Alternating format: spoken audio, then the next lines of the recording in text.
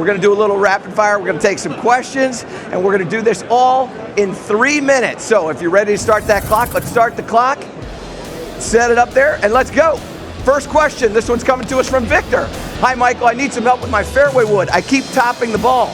Victor, by the way, you're not alone, Victor. There's a lot of people that are topping that 3 wood, that fairway wood. Why are they doing it? Well, because what happens is that when you're coming through, you're trying to lift this up into the air, and your chest is going back and away from it. We have to make sure that that chest is staying down and over, much like an iron shot, almost like we're taking a divot.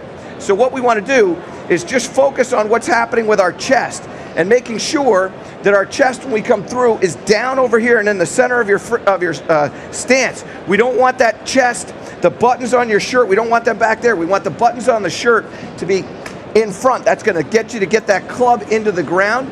And when you get that club into the ground, you will stop topping it.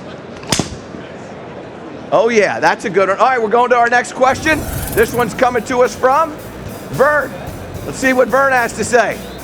He says, oh, Fern, any drills to help my hands naturally drop from the top to get to the slot? I've been forcing it and coming over. Hey, Fern, here's the deal. The way you're going to get your arms to drop is by what you do with the lead shoulder. So if my arms and hands are not, they're moving out this way. You can see when I move out this way, my shoulders are going to move in this fashion here.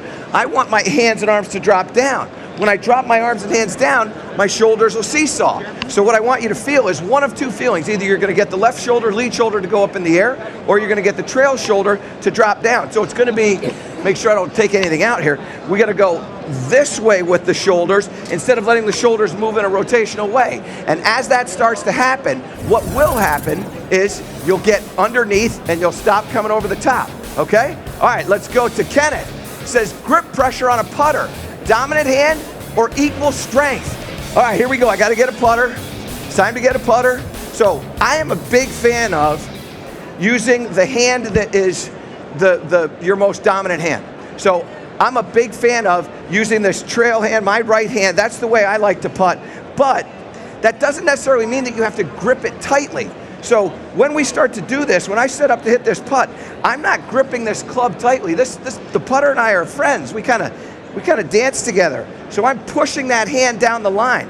I'm not going to grip this tight. The tightness, what happens with the tightness is it's going to steal all of your tempo.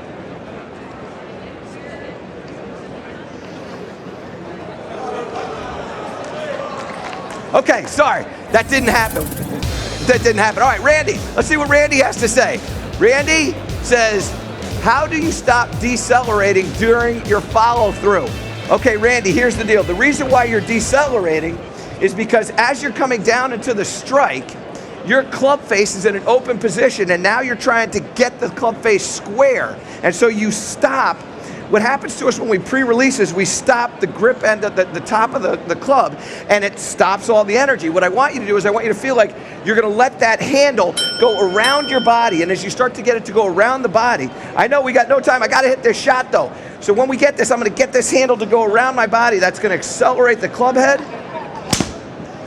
Hey, is it possible for us to just have one bonus question, J-Dog? Give me one bonus question. All right, perfect. Let's go to the crowd. Let's see what somebody's got for me. Come on. Hi, my name is Charlie. I'm from Spring Hill, Florida. I have a tendency of bringing the club back on the inside. Do you have a drill that can help me correct that?